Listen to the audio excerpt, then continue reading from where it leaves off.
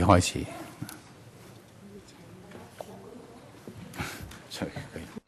Let's start the inquiry.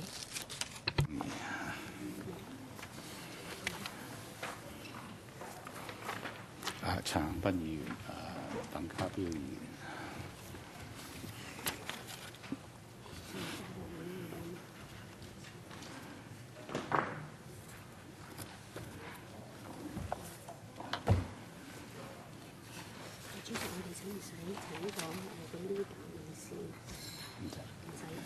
佢哋 ready， 等佢 ready， 唔想逼你咩事啊？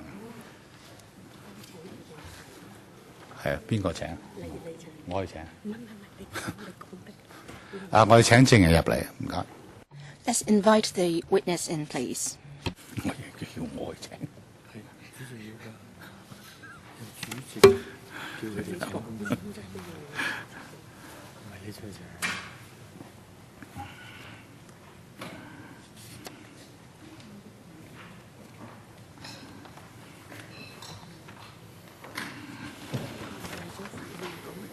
我有，唔該。盧偉國。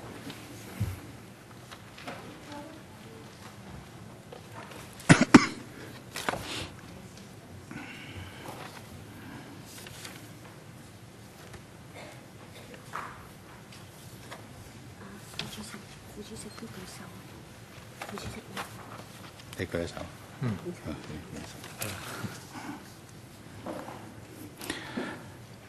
首先歡迎各。First of all, welcome to the inquiry of the Select Committee to inquire into the background of the reasons for the delay of the construction of the Hong Kong section of the Guangzhou-Shenzhen-Hong Kong Express Rail link. This is the third inquiry. The witness today is the Undersecretary for Transport and Housing, Mr. Yao Xingmo.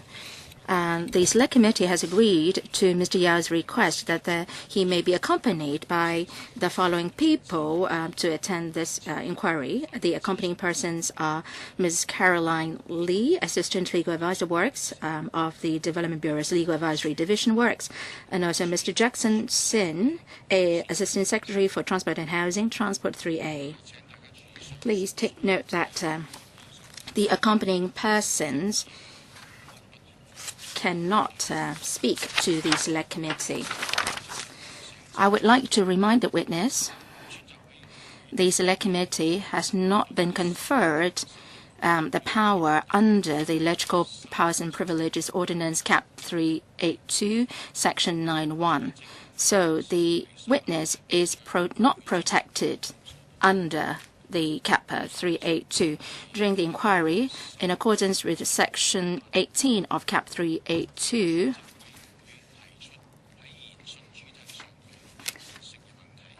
That the person who before the Select Committee intentionally gives a false answer to any question material to the subject of inquiry during the course of any examination or presents to the committee any false, untrue, fabricated or falsified document with intent to deceive the Select Committee commits an offence. I believe that the witness will assist the work of the Select Committee in good faith. The Select Committee has drawn up its own practice and procedure. I would like to bring you to the attention the following points. First, the under Cap 382, the privileges are available only within the context of the hearings. All members, including non-Select Committee members, should refrain from making comments relating to the hearing outside of the proceedings of the Select Committee. And I would also like to remind members of the public and the media, and that is, you are not the public disclosure of evidence given at the hearing outside of the proceedings is not protected under Cap 382. The media should obtain legal advice to their legal responsibilities. Now, in the proceedings afterwards, I would be asking the witness to confirm his statement and documents presented to the Select Committee, and also ask him to agree to adduce the evidence to be presented to the Select Committee. And also, The Select Committee has decided that for documents presented and agreed upon by the Select Committee can be uploaded to the LegCo's website.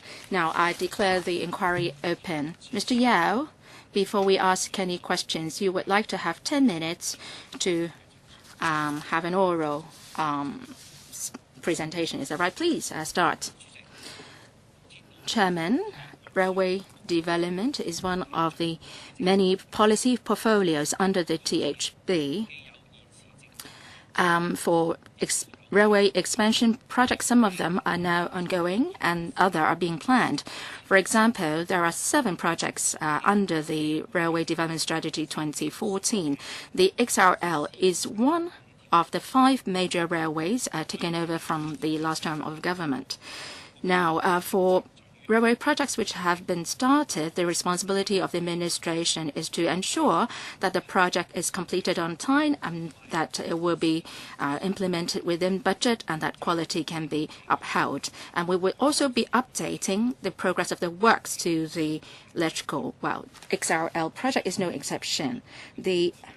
There are different divisions of work within the THB.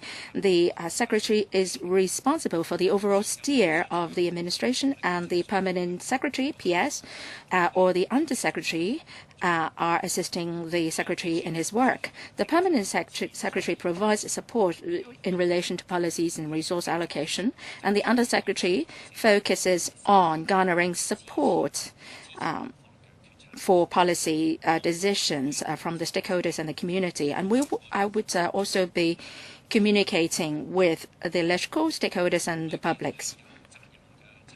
There are different tiers within the Bureau, and there is a dedicated team of colleagues responsible for railway development, and there is yet another division responsible for the XRL project.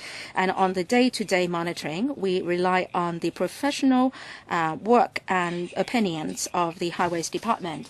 The Highways Department has also set up a dedicated division to take charge of the railway XRL project. Now, with regard to the division of work between the secretary and the undersecretary, there is no clear distinction. Generally, we would be participating in policy decision-making meetings. There will also be exceptions. The undersecretary will be assigned to work by the secretary, for example, attending LegCo meetings. And also, when the secretary is not here or on a vacation, the undersecretary will act as the acting secretary. Now, in the last term of government, I served in the government from August 28th to June 2012. When I joined the THB in August 2008, the planning for the XRL has almost been completed, and my civil servants colleagues were then trying to seek funding support from the LegCo on the XRL project. And when I was served in the last term of government, I was trying to gain the support of the XRL project from the various sectors of the community.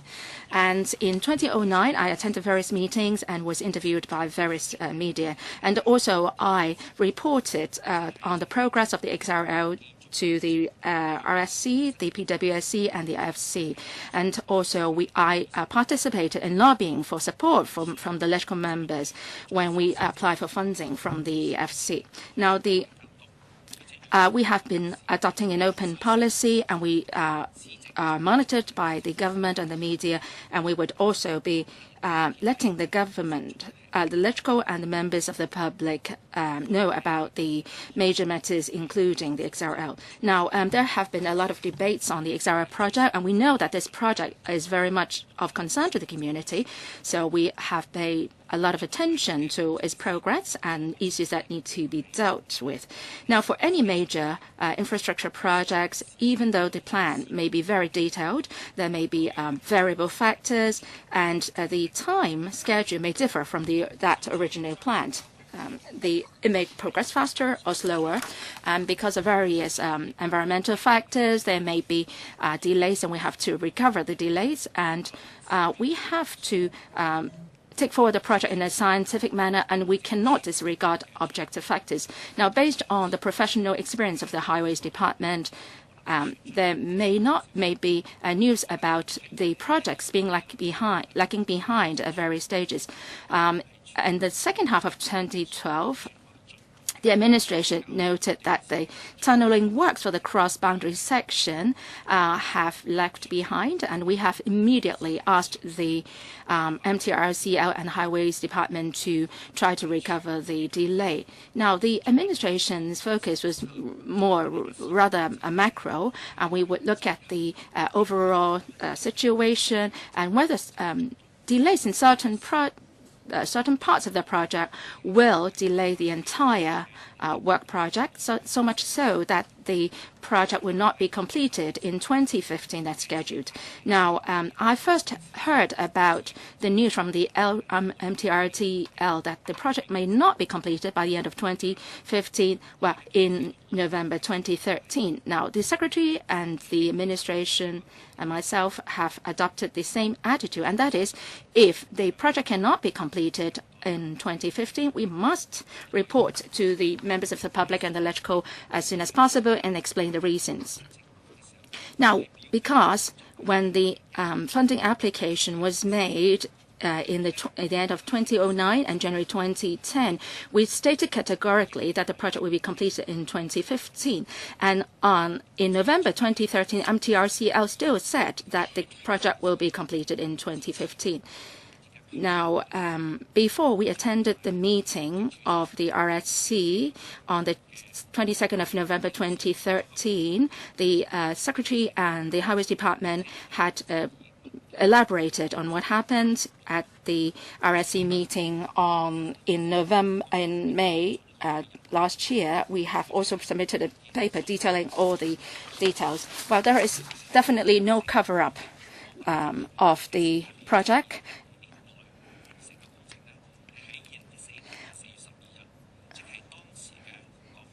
Well, it is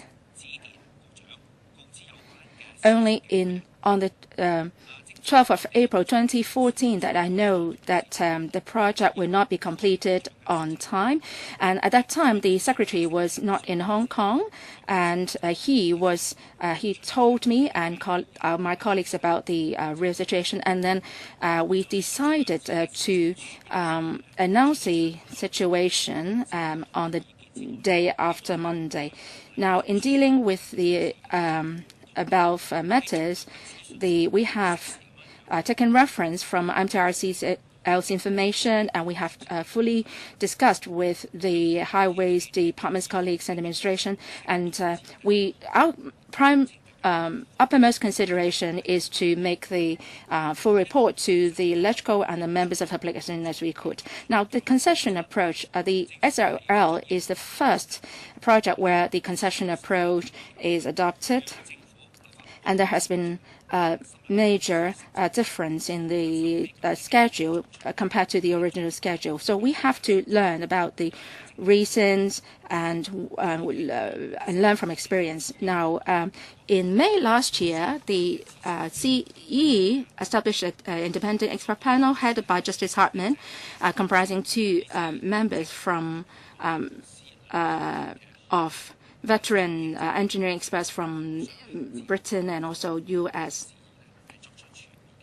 The expert panel is looking fully at all the interfacing issues and to see if there are any inherent factors or other man-made errors, and they have presented their observations and recommendations for improvement. The expert panel has released its report at the end of January this year, and the administration, the highways, are studying in detail the recommendations and the feasibility and any follow-up works that need to be undertaken.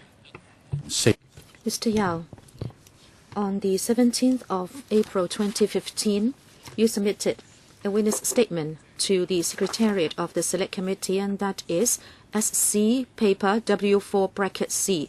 Do you formally submit that witness statement to the Select Committee as evidence? Yes, I do.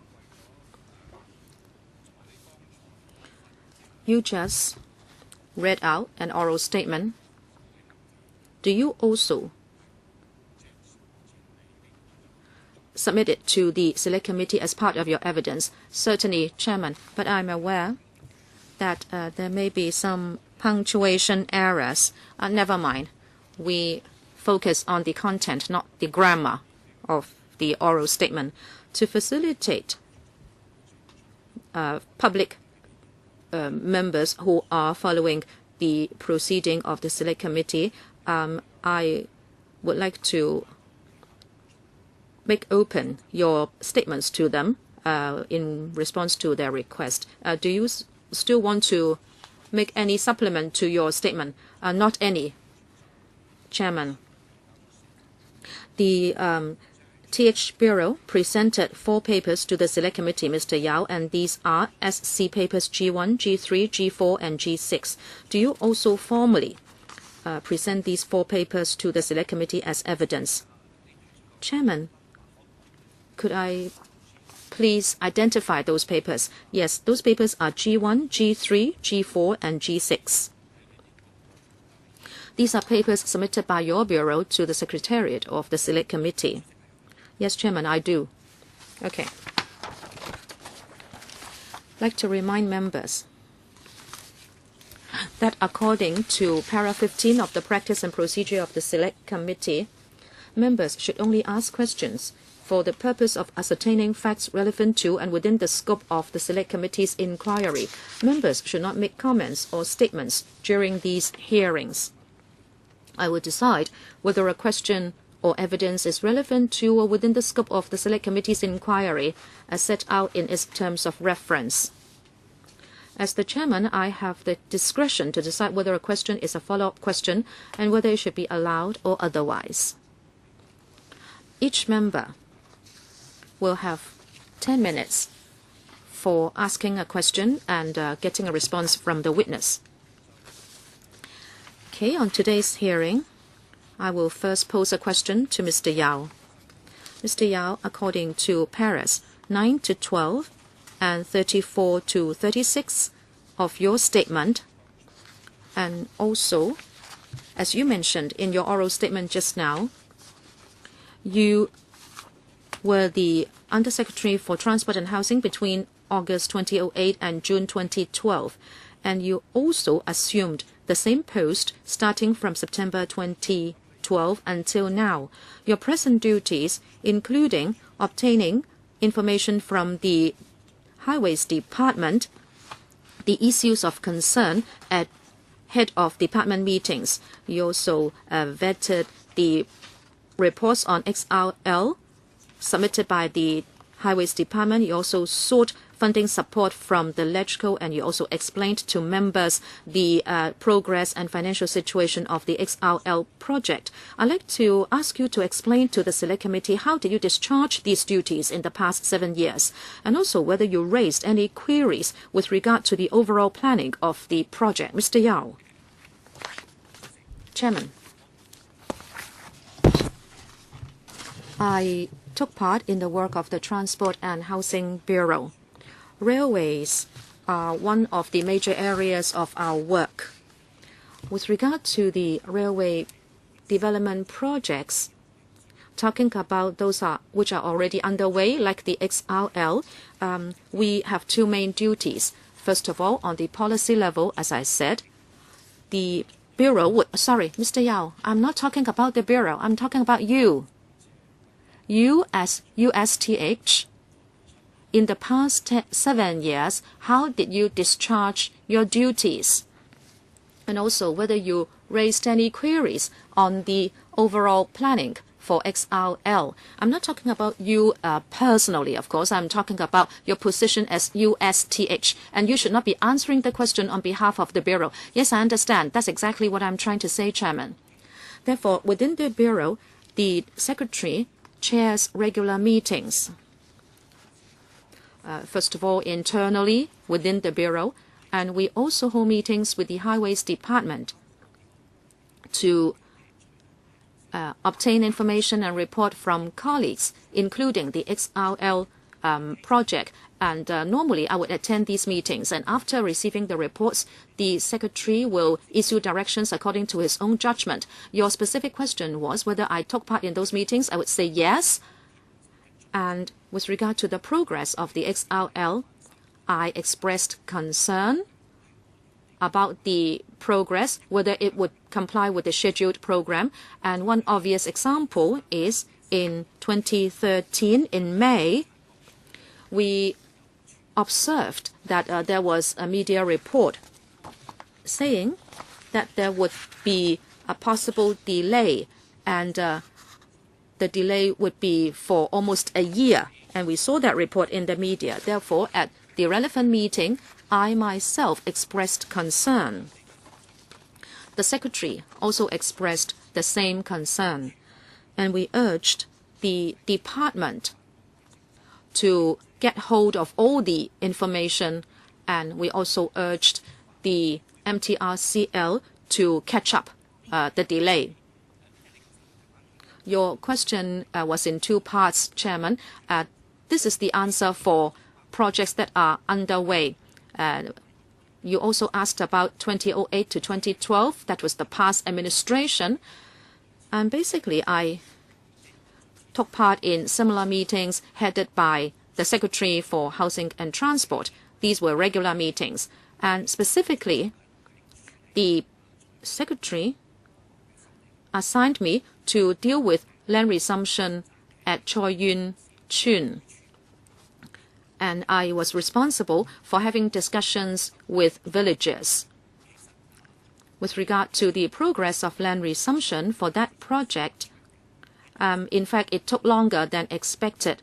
At that time, we were also worried whether there would be an impact on the commissioning of the works. And when works actually commissioned, land resumption did not prove to be a crucial part of it. Okay, the second part of the question is, as USTH, did you raise any queries about the overall planning for the XRL project at whatever meetings or occasions? Chairman, I gave a specific example just now. When we saw the relevant reports pointing out that there was possible delay. No, sorry, Mr. Yao, please do not use we. I'm talking about you. I mean, you yourself. Yes, I did. When I saw the relevant reports, I also asked about the truth of that report and whether there could be any delay recovery measures taken so that we can catch up the delay. So you acted according to a media report, and you only knew about the possible slippage only from the media. Is that right? Well, as I said, apart from the media, at our regular meetings, the department, and I'm talking about the meetings that I attended, those were regular progress report meetings. There were reports saying that in certain sections, there would be some delay according to the, or vis-a-vis the scheduled program. As I said at the beginning, in the second half of 2012, the department reported that the cross-boundary tunneling works were going slowly. I heard that report. We felt that we should take measures to catch up. And in fact, according to the discussion of the meeting, the department did urge and instruct the MTRCL to try to recover the delay. Okay, you said you yourself raised queries. Could you share with us what were those queries? I think the most important one is, since there was information including the situation as reported by the Department of Highway, and also there were media reports saying that there could be serious delay, I queried whether indeed the entire project could be completed by 2015. Within the Bureau, the focus was not the individual sections of the project, but rather whether the individual sections would cause delay to the overall commissioning of the works. I myself was of the view that if there was delay in individual sections, well, if we could recover the delay, then it would be good. But then if because of objective factors that we could not recover the delay, we should be accountable to the public and the Legislative Council, because when we applied for funding in 2009 from the Legislative Council, that was from the end of 2009 to January 2010, the administration said clearly that the commissioning date or the completion date of the project would be 2015. Since that was the date we gave to the public, if there was any discrepancy with this date, we should report, and we should also give all the reasons to the public so they would understand. Thank you. Thank you, Mr. Yao. Ms. Claudia Mo. Thank you, Chairman.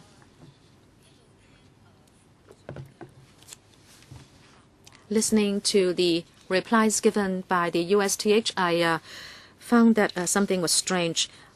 As early as May 2013, you saw this media report saying that there could be delay by a year. So you knew about it. And when you answered the chairman, you said that you showed concern. And you also supplemented to say that you queried whether the completion date would still be 2015. So you showed concern and you raised queries, but the two can be very different. So it was back in May 2013 that you already knew about this through the media. And you also said that on the 22nd of November 2013, you knew for sure that there would be delays. So you read the media report, and then you got to know for sure that there was to be delays. The time lag was 6 months. And then you came to LegCo to admit that there was delay.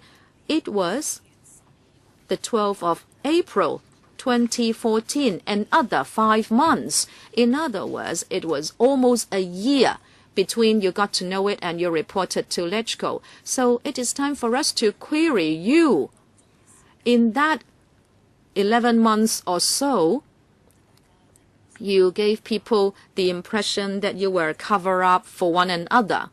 The chairman was asking about your position and your role. It seems you emphasized that you were more responsible for public relations and external communication, including with Cho Yun-chun. But then in those 11 months, how could you explain why it took so long? This is the first question. Number two, we all know that when there is any delay or project slippage, that would lead to a rise in cost. And there is this headline in the newspapers this morning saying that the original 65 billion would rise to 71.5 billion. And it is said that it could go up to $85 billion. Again, this is only reported in the media. What is your comment on that? Chairman, I'd like to point out that in 2013, as I answered your question, Chairman, in May 2013, we were aware of a media report talking about the West Kowloon terminus, that there was a possible delay.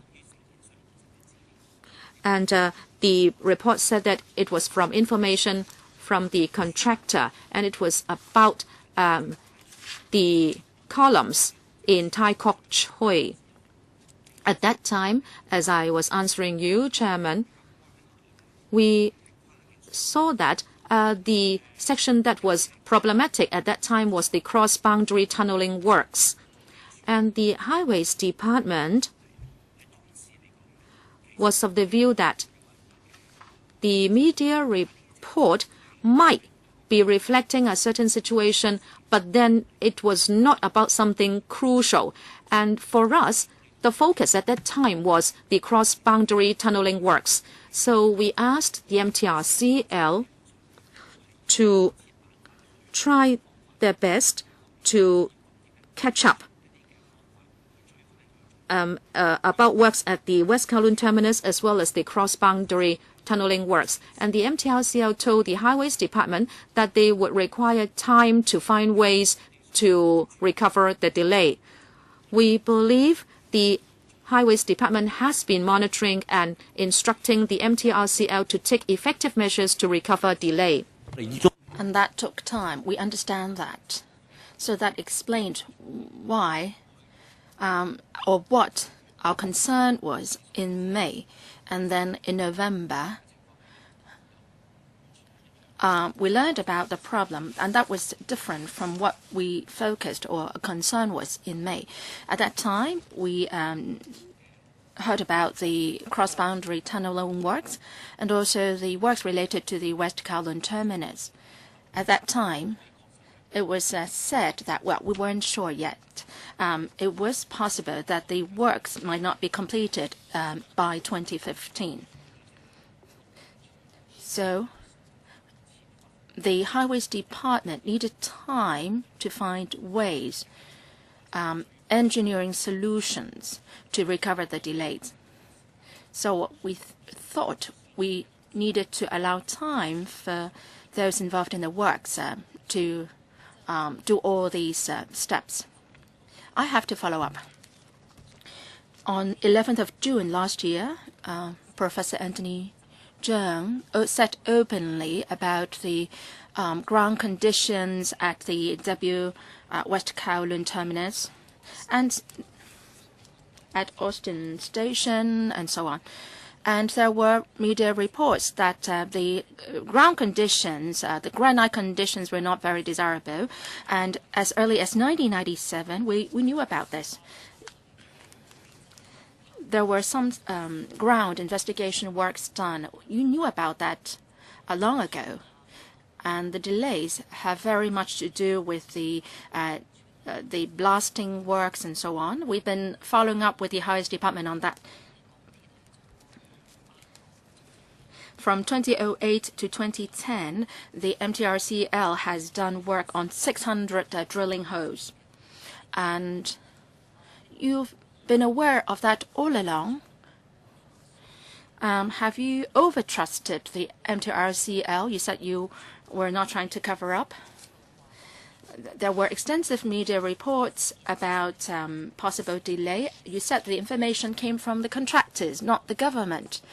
And of course, the MTRCL knew about the situation with the contractors, and the MTRCL should report the case to the Highways Department, and the Highways Department should report the same to you. And in June 2013, and afterwards, you denied that there were such delays, and you didn't make open any information. So that's why we needed to have this select committee to find out the truth, the ins and outs of the matter. Have you overtrusted, Mr. Yao? Chairman?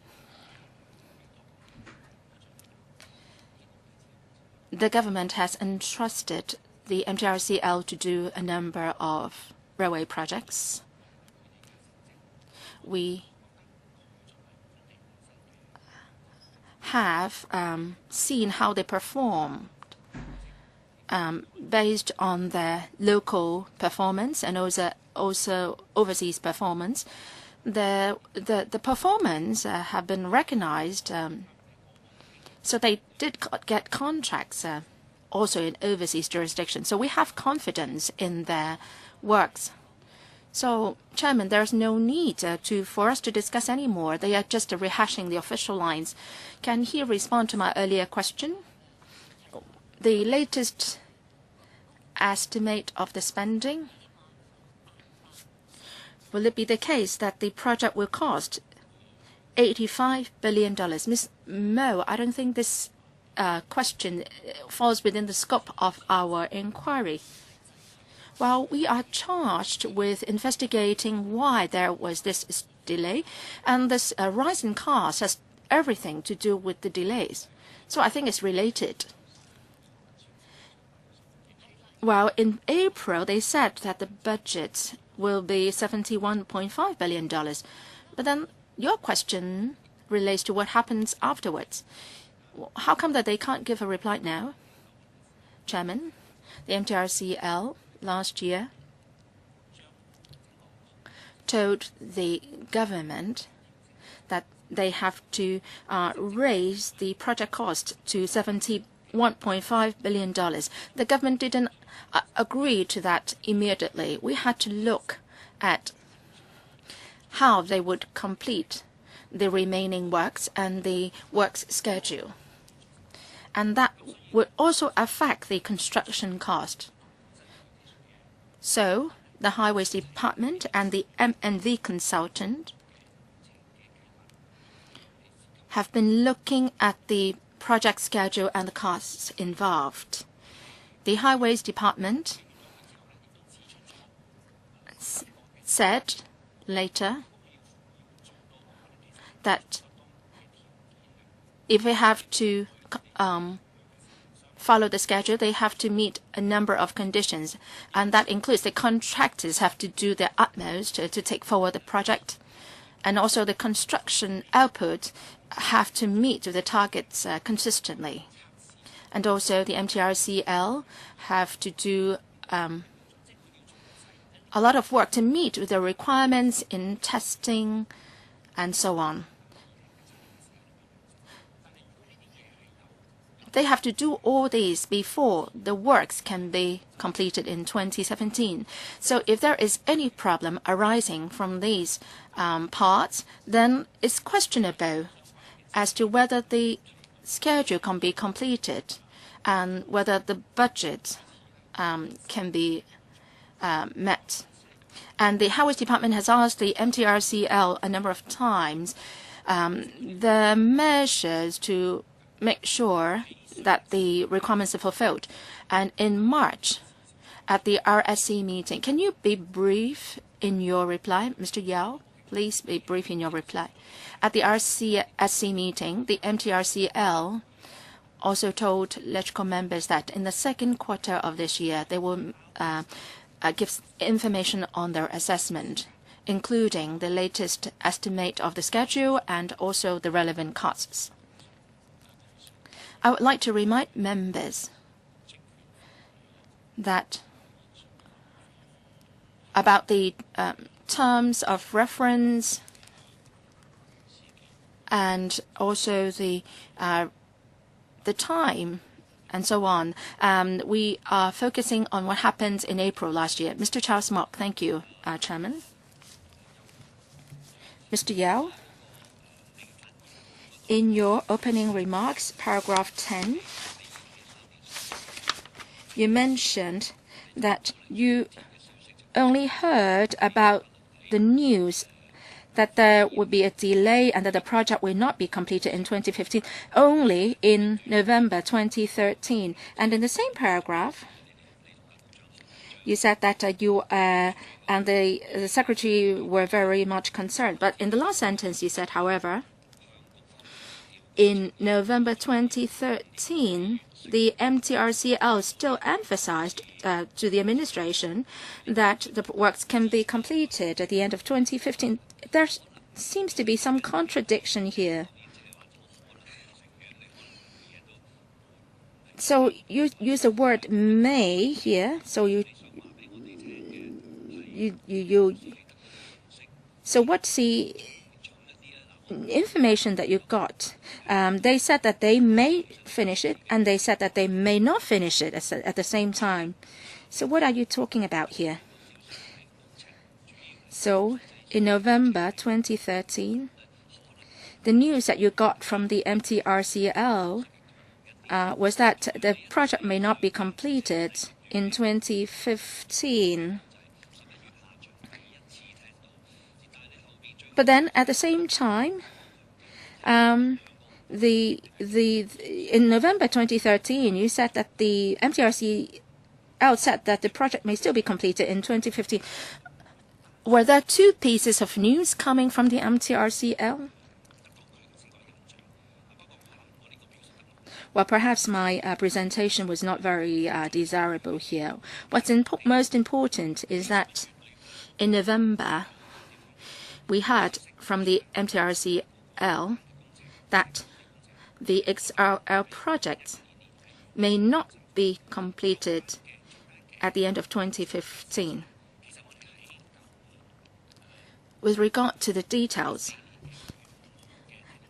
at the RSC meeting on the 5th of May 2014, we've set out all the details to the RSC, and that sets out in detail the news that we got from the MTRC in the few days in November.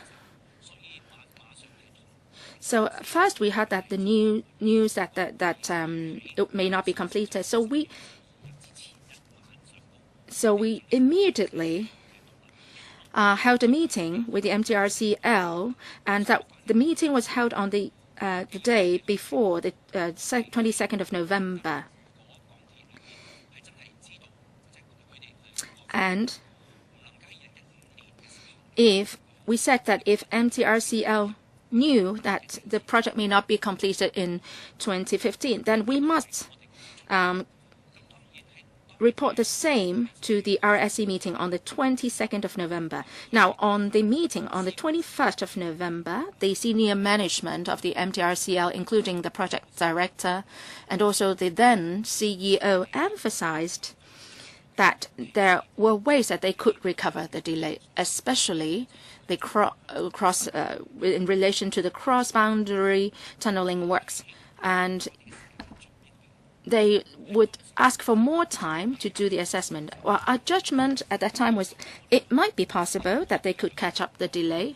And I've also sought the view from the Highways Department's colleagues, and they said that they do not rule out the possibility that the recovery could be caught up. So that's why that when we went to the logical RSC meeting the next day, we adopted this more prudent approach. Yes, I understand. Thank you, Mr. Yao, for your explanation of what happened. Actually, before November 2013, the Highways Department had already reported that there were delays in different sections or different parts of the project.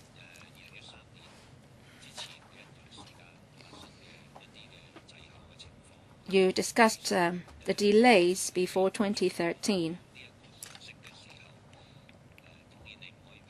So when you heard the news from the MTRCL, and then of course you could not rule out the possibility of catching up. But have you done any assessment? What is the chance of catching up? Or do you think that the chance was very slim? As we all know, if there were delays to a certain part, there may be accrued delays for the project as a whole. It would be harder and harder to catch up. Have you ever considered that? Or did you just think that it was probable to catch up, and then you think it's okay to say that it might be done? So have you actually done any assessment of the actual possibility of catching up, or do you think it's theoretically okay, acceptable to catch up? On Mr. Mok's question, in our discussion, we did consider the possibility of recovering the delay. We did discuss that. The MTRCL strongly expressed that if in the RSC meeting the next day, that is the one on the 22nd of November, if we said that the project could not be completed in time in 2015, then they would have let's lose its leverage to press a contractor to push forward the project. So they strongly suggested that a time be allowed for them to try to catch up. For the administration, the secretary and myself had asked for the expert opinion from the Highways Department, and the Highways Department said that it was possible to catch up.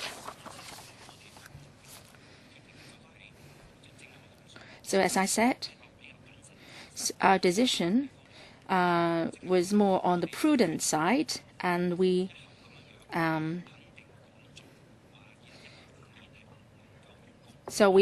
did not say categorically that the project could not be completed in 2015.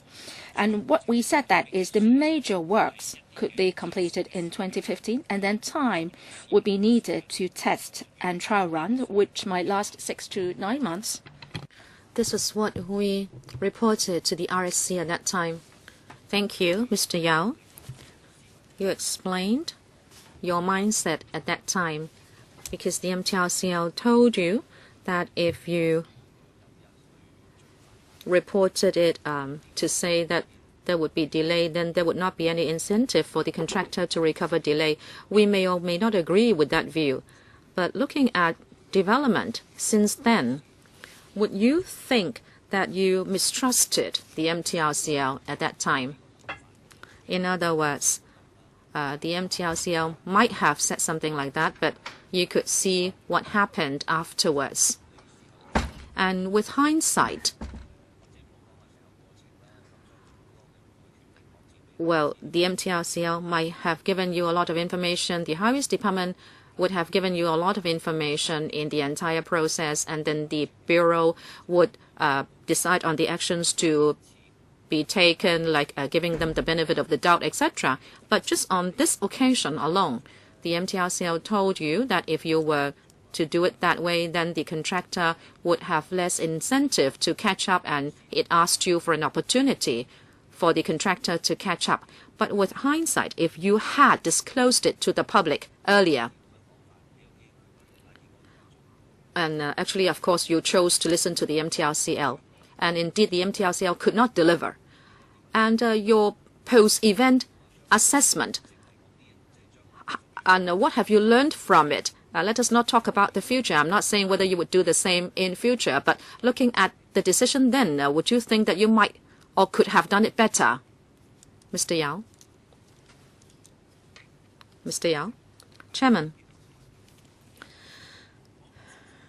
I believe if we were to think about that decision, whether we gave it comprehensive consideration, well, I can say we are trying to learn from the experience. But this is also why the administration appointed the independent expert panel headed by Justice Hartman. We were trying to find out the reasons why. I think that is important. In the relevant report, it is pointed out that the MTRCL and even the high-ranking people in MTRCL did not do a good enough job in disseminating information. In other words, the works team of the MTRCL had the information, but that information was not available to the MTRCL management or the administration. If you ask me, I think the situation was unsatisfactory. You mean even the high-ranking people within MTRCL did not have that information? Well, you could see from the independent expert panel report that in terms of the information that was submitted with regard to reports given to the management of MTRCL or to the Highways Department, the information did not reflect the entire situation. Sorry, I did not hear you very clearly. Can I please clarify with you? You are talking about MTRCL internally. Now, if the MTRCL was covering up matters without telling the administration, then that's one matter. But you are saying that even the management of MTRCL was not privy to some information. Is that right? I like to say that as the independent expert panel report stated, in fact, I could identify the part in the panel report for members' reference. And according to the independent expert panel's discovery, we found the situation to be unsatisfactory. And that is why, after April last year, we knew about the delay. And as the major shareholder, the administration exercised its duties as the major shareholder. Therefore, in the board of directors and also the relationship between the board and the management of the MTRCL, the Bureau asked that improvements be made, and those were implemented. Thank you. I'd like to follow up on the question raised by Mr. Charles Mock. On the 11th of April, when you had a meeting, well, at that time you knew about the delay. I think you were not confident at that meeting. The MTRCL itself said that it needed time to do assessment before it could come up with the completion date of the project. If that was the case, when you reported to the RSC, you said then that you would still maintain the commission date in 2015. Now, actually, shouldn't you have reported to the RSC then that there was to be serious delay and therefore the commissioning date of 2015 could be impacted upon, but then the MTRCL was still confident that they could recover delays? Would you think that could have been better since you would be giving all the facts? Chairman. With regard to your view, I think earlier on when the Secretary spoke to the meeting, I think he already responded to your proposal. If you ask us that with hindsight what experience or lessons we could learn from this matter, I would say that when we reported to the LegCo about railway progress, and if there was a discrepancy of view between the MTRCL and the administration, if we had stated that discrepancy of view clearly to the Council, then the Council would be in better grasp of the situation. With hindsight, we think that could have been better. And that is why after April, in terms of the reporting system to LegCo, we changed it somewhat. In the past, the MTRCL would report to the administration and we would use that report to LegCo. But after that time when the delay was made known, we believe the reporting system should be changed. In other words, the MTRCL would submit its own assessment, but the administration itself should also do its own assessment. Indeed, in terms of communication with the public and members, we believe that would be more desirable. Okay, Mr. Gary Fan. Thank you, Chairman. The USTH, Mr. Yao-Xing Mu, is here today. May I refer to paras 9 to 11 of his statement? I think those are the most crucial paragraphs. Those are very important paragraphs. And I believe these are not exactly aligned with what happened in the middle to the latter half of 2013. Mr. K.K. Lau, when he attended a public hearing on the 24th of March, was responding to me as to why the government did not publish that, in fact, in November 2013, you already made the assessment that there would be 11 months delay. And Mr. Lau said that delays does not mean slippage. And he was of the view that there would be time for the MTRCL to recover the delay. USTH, I'd like to ask you, at that time, were you aware of that judgment and approach taken by the department? That is why in November, on the 22nd of November 2013, at the RSC, you decided not to report the delay. I believe on that day, the TH Bureau covered up the situation, and that very probably the XRL would not be commissioned in 2015. You also hidden from us the actual delay. Or else, when you say delay does not mean slippage, then why did you have to cover up the delay and the details? I was asking the director about Jacobs China and its assessment of the delay by 11 months. Mr. Yao.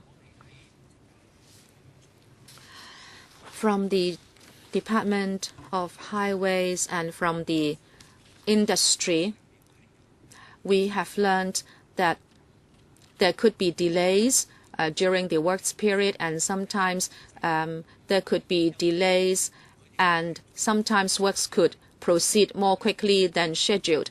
And sometimes they can take mitigation or recovery measures in order to catch up with progress. So the delays might not have an impact on the overall completion date of the project.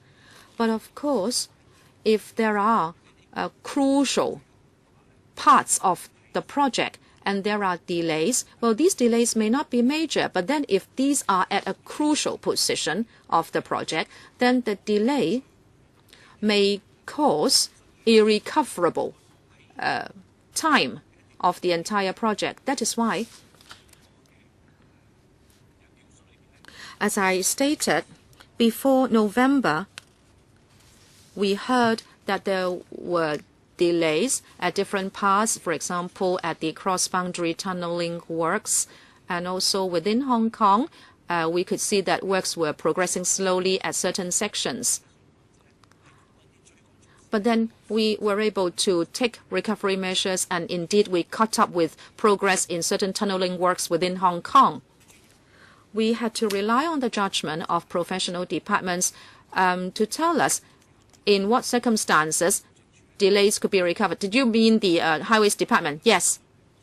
You think the Jacobs China consultancy was not professional because it was talking about delay of the entire project by 11 months. It was not talking about any part of the project per se. I can put it this way, Chairman, in order to answer Mr. Fan's question. You pointed out that in July, from the Highways Department, we knew that the progress was such that there could be some delays in certain parts of the project, but they believed that the delays could be recovered through the taking of certain measures. Of course, they were not sure, and therefore they needed some time to seek an understanding from the MTRCL and what MTRCL would propose in order to take specific measures. Okay, second and third question. According to the statement of the Highways Director, Para 82, in November 2013, there was an urgent meeting between the government and the MTRCL, and the MTRCL asked the government to give it 6 months more in order for it to judge whether the XLL project could be completed in 2015. USTH, in your statement, you did not include such a description. Why is there this discrepancy? USTH, in para 28 of your statement, you said not you, but the entire Bureau queried many times at the meeting that actually the project could not be commissioned in 2015. The MTRCL was not providing any convincing answer, but the Bureau chose in the end to trust the MTRCL. And you also gave the reason. You said that if the delay was published, then the MTRCL would lose its leverage to urge its contractors to push forth the project. That was the reason why. So my question for you is, amongst the officials at the meeting, who made that final decision? Was it the secretary, you yourself, the director of highways? So you accepted the approach adopted by the MTRCL so that on the 22nd of November, when you attended the meeting of RSC, you decided not to disclose the delay. So I'd like to ask who the official was who made the decision, not the Bureau. And in fact, what facts did you have in hand in order to make a decision that in the end the XLL could be commissioned in 2015? I'm asking you about that particular moment at that meeting. Mr. Yao, so who made the decision and based on what information? Chairman, about the discussion and also the contents of the meeting, I think we already gave an account in a certain paper submitted. Attending that meeting, USTH, can you not tell me, first of all, why there was a discrepancy between your statement and the director's statement? Because you did not mention some crucial information that was present in the director's statement. That meeting was crucial, the meeting on the 21st of November. Chairman, I think the detailed account was given in May 2014. We actually presented the minutes of the meeting. I think that is the most detailed account. Every colleague who comes here would focus on different details, but then the main contents of the meeting, if you'd like to know what transpired at the meeting, please refer to a paper submitted to the RSC on the 5th of May. As to your further question on who made the decision, I myself attended the meeting, and the permanent secretary chaired the meeting. Mr. Joseph Lai chaired the meeting. The director of highways was there, and also colleagues from the bureau also attended. We have heard the presentation by the MTRCL, and director of highways and his colleagues also expressed some views. And in the end, we decided on the approach that we would adopt. That is what I mentioned. And if we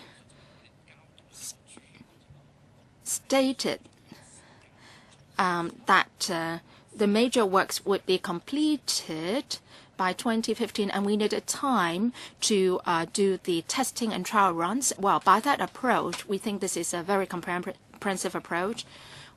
So we make that sort of report to the electrical. This was not a personal decision. And we also reported our recommendation to the secretary, who agreed to it. After the meeting, you reported to the secretary before you came to the RSC meeting. Is that right? After the meeting, we reported the discussions of the meeting to the secretary. So at the meeting, it was you, yourself, and the director of highways who made the decisions. Not just the two of us, but the team as a whole within the government. We had a discussion. So with the benefit of hindsight, and that is, you waited till April 2014 and not report the delay on the 22nd of November. Do you think that that was a mistake with the benefit of hindsight? Chairman, if we have to look back from today, then I have to also consider that if we made the announcement on the 22nd of November 2013 at the RSC meeting, would it be the case that we would lose the opportunity of recovering the delay because the contractors would know that the delay was here, and then they would not try to take forward the project as best as they could? I could not rule out the possibility, because in project work that might be possible. I would not say that the decision we made was a mistake. With the benefit of hindsight, I could only say that if there was a better way of presenting the case, for example, including the administration's own assessment and the MTRCL's assessment presented together, then that might be a better approach. Well, in July 2013, the consultant gave you some information, Mr. Gary Fan, and your time's up. Maybe the next round, second round.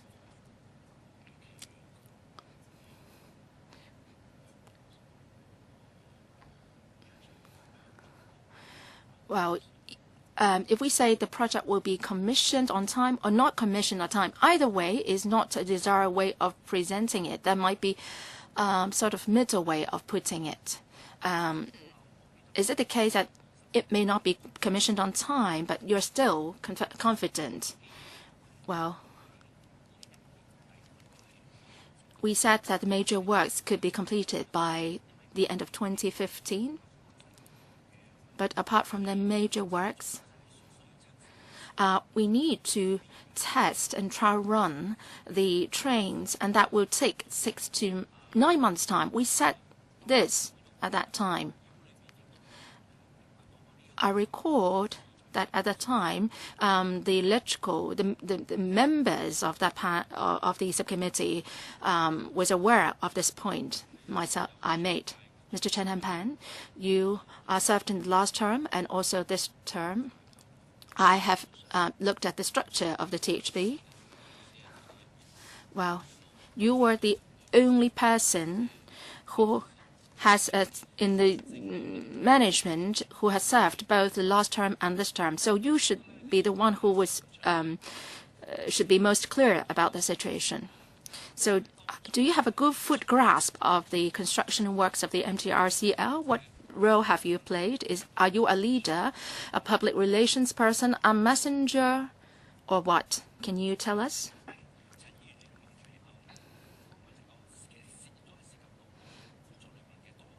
Mr. Chan's question has to do with my responsibilities in many areas. I attend meetings on policies together with the secretary. I receive reports from my colleagues. And actually, for the SRL project, we have a dedicated team to monitor the project, and the team also reports progress at regular meetings, which are attended by myself and the secretary. So I have some grasp of the situation. We try to look at things from a more macro view at the Bureau. And by our division of work, the day-to-day monitoring is being undertaken by the Highways Department. We will receive reports from them on the progress of various sections, and we are made aware of the delays, the progress, and we are concerned about whether delays at individual sections will cause the delay on the entire project and whether there will be cost overrun. These are the issues that we are concerned about and we ask questions about.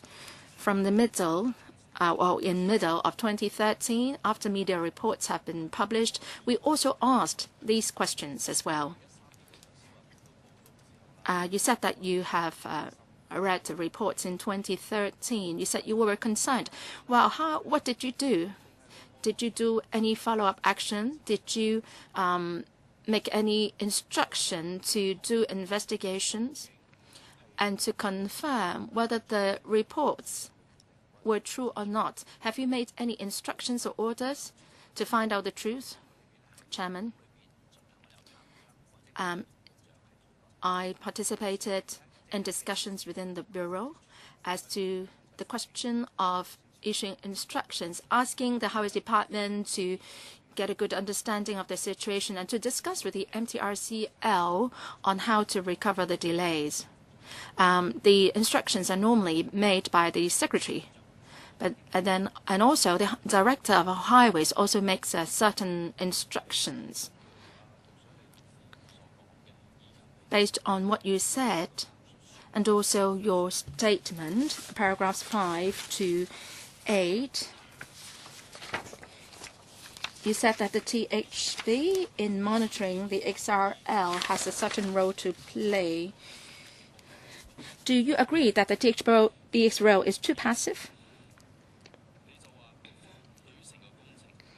You said that the THB has been carrying out general monitoring of the works progress, and in para 7, it is stated that the Highways Department, together with its M&V consultant, has been carrying out general monitoring of the project.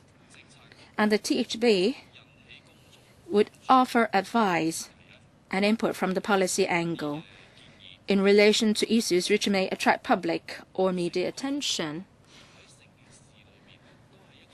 Do you think that the THB has been playing a very, very passive role, such that there has been a delay of the entire project, and the THB was not very clear, has not been very clear about the situation?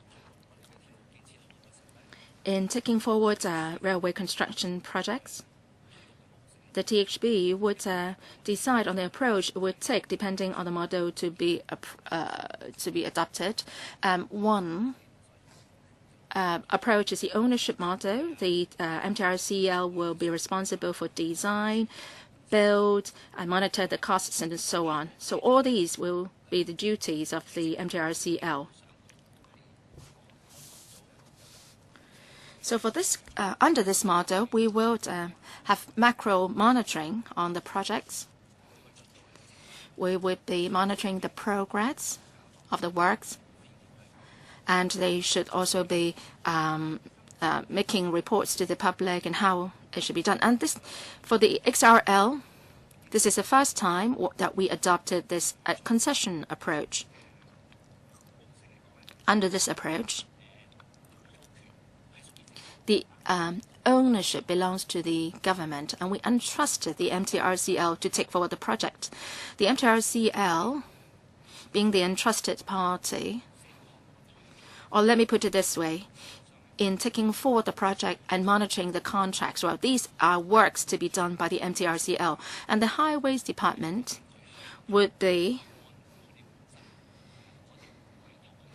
monitoring whether, well, Undersecretary, I'm asking whether you agree that the THB has been playing a passive role in the entire project. Chairman, I tried to explain the government, and especially the THB, how it is monitoring the progress of the project. We are not concerned so much about the individual sections or contracts, but rather whether there will be any delay or budget overruns for the entire project because of delays in individual contracts or sections. Do you think your monitoring has been effective, or do you think this is that you have not been effective and this approach doesn't work, and next time you would adopt a different model? Chairman, going by the experience and the various problems encountered in the XRL project, I think we should reflect deeply on the concession approach. And in the future, if we adopt the same approach to entrust the MTRCL to do certain projects, and how is it that we can do a better job? Because we have other railway projects in the pipeline. We are still learning, and the XRL project is still ongoing, not completed yet. So as we go along, we would try to ascertain the effectiveness of the model, whether we can effectively monitor the progress of works.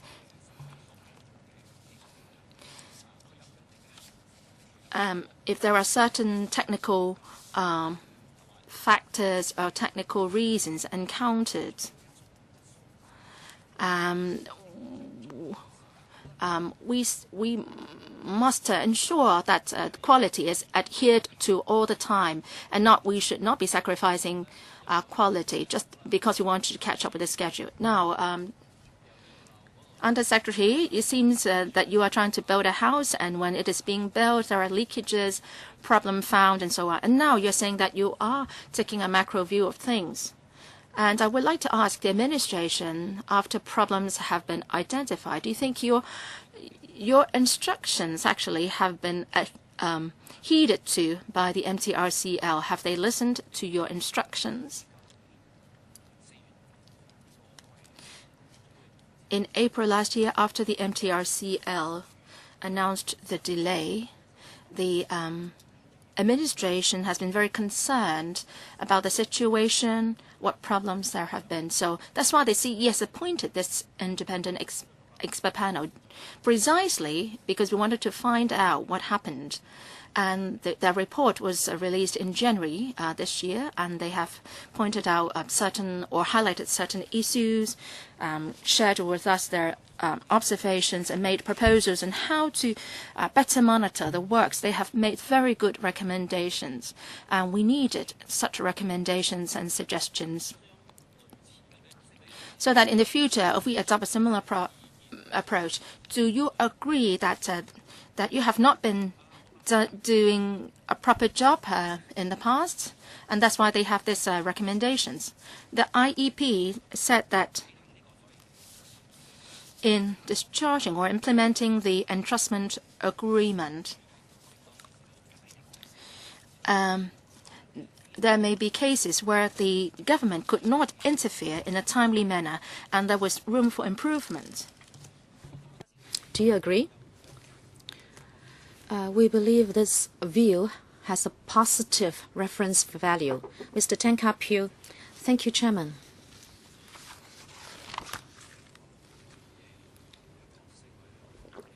As you said, the Bureau knew that the XRL project was passed amidst controversies. And amongst all the railway projects, only this one was the subject of half-yearly reports that were made to LegCo. I'd like to ask about these half-yearly reports. You would be signing those reports as the TH Bureau, but who actually wrote those reports? Who would make the final decision as to the contents of the reports? This is the first question.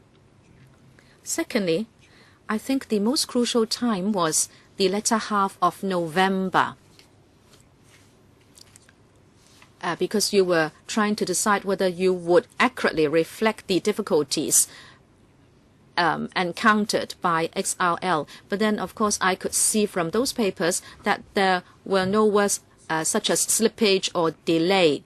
Now, you were the major official attending that meeting. Were you aware of some major or crucial figures? And that is every year or every month, the PSC should know actual progress vis-à-vis scheduled program. That paper was reporting the situation until the 30th of June 2013, and on the 28th of June, you had a PSC meeting, and the completion rate should be 61.8%, but then there was already a 22% delay, and the situation was becoming serious. When you attended LegCo meetings, at the end of October, there was another PSC meeting, and the delay was becoming serious, from 22% rising to 28%. So you were the main official communicating with LegCo. That is your role. You were trying to disclose as much information to the public as possible. But as the USTH, were you aware that the PSC actually would come to know such figures? So why did you not mention those figures in the half-yearly reports to LegCo? Mr. Yao, Chairman, with hindsight, members are pointing out that maybe we did not submit all the relevant figures. Of course, there is very much room for improvement, but let me tell you what happened. At the RSC on the 22nd of November 2013, we were giving an account of the progress up till the first half of that year. We knew that the integrated figures or composite figures would be of reference value. At the beginning of the meeting, we would report the latest situation, and we thought that that was important. That is why in November, we knew that the cross-boundary tunneling works was experiencing delay, and also the WKT was experiencing delay. We thought that those two were our concerns at that time, because we were concerned whether these two would be completed on time. As I was explaining in the preparatory meeting, we had a thorough discussion. We knew that by the end of 2015, it was the time that the MTRCL said it would be confident that before that time they could take recovery measures so that the major parts of the works would be completed and so there could be commissioning by end 2015. At that time, our question was, okay, you might be able to do that, but what about the cross-boundary tunneling works? Because if you cannot complete that, you would not be able to do tests or trial runs. So we were asking questions about the cross-boundary tunnel. And the MTRCL said clearly at that time that it was not up to it to say a definite yes or no. It needed time to come to grips with the situation, especially with regard to the tunnel within Hong Kong territory. Now, how should we report to the Council then? We already reported that the major works could be completed by end 2015, but then we would need more time for tests and trial runs, and we would need 6 to 9 months.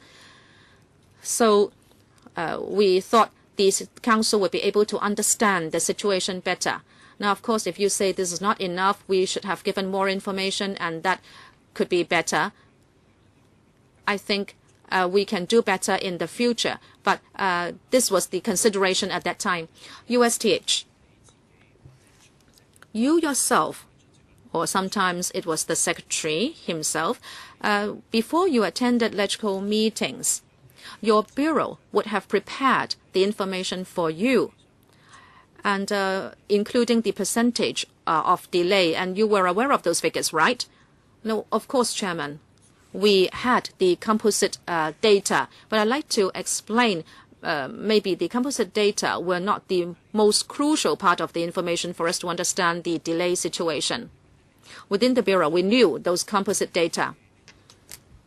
But you never discussed that, well, I'm not from the engineering sector, but to the public, to the general public, this is a figure that was that would afford easy understanding of the overall delay, because the IEP report was criticizing you for not reporting overall delay. So my question is, you actually were aware of the data, especially the percentage of delay, but the Bureau decided not to give that figure to LegCo for information.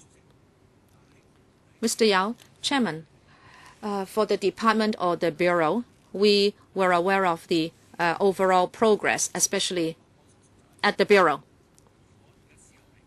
With hindsight, whether certain data or figures should have been reported to members for members' better understanding, we would take on board that view. Okay, so they are saying they could have done better.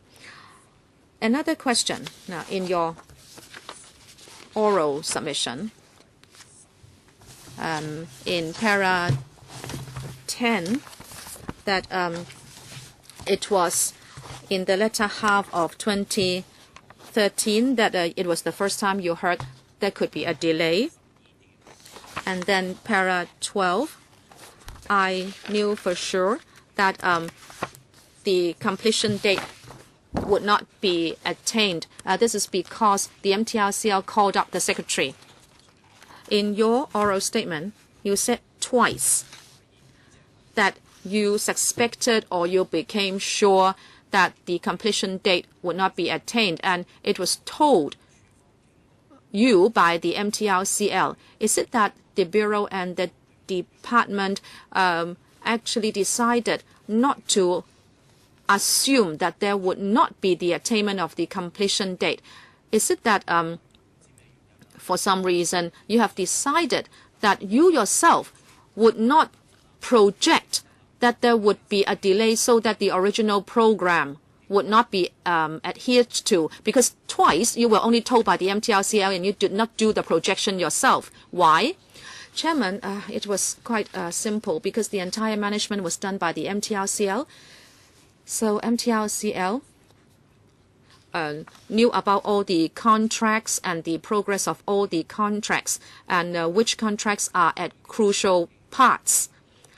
If the MTRCL would report to us that they would not be able to attain the completion date, then we would have sufficient reason to believe what the MTRCL said, because the MTRCL was building the project. If the MTRCL itself said that they could not complete the project on time, then it would be for us to take the information. But as I said, we have the M&V consultant, and the department would be monitoring progress through the M&V consultant, and the department would make its own assessment. But I think what is important is, even if the department should discover some delays, and if the MTRCL, after discussion, would say that they would have recovery measures to catch up, then we should allow the MTRCL to do its work.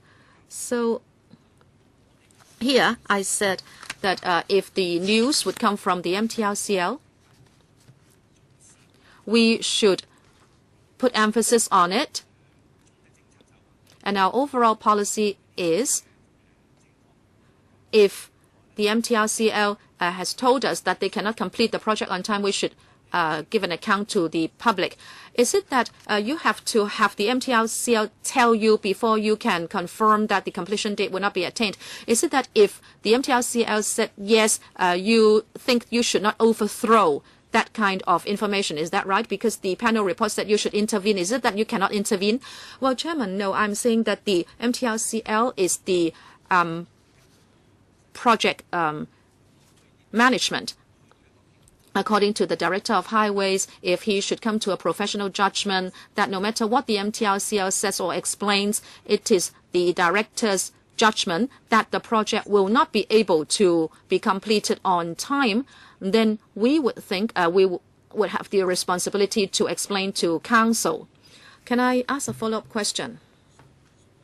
On the 21st of November 2013, originally the Secretary already considered reporting to Council the issue of the completion date. But at that time, the CEO of the MTRCL told him not to do so. And my question for you is, when the Secretary decided, or before he decided not to report to LegCo, did he discuss with you? The Bureau, including myself, took part in that discussion. So you and others were involved in the discussion, and the Secretary made a decision? The final decision was made by the Secretary. Maybe we should take a break till 11:10. A few more members would be asking questions in the first round. Mr. Wu Chi-wai, Dr. Lo Wai Kwok, Mr. Tony Che, Mr. Michael Tian, and Mr. Chen Kam Lam.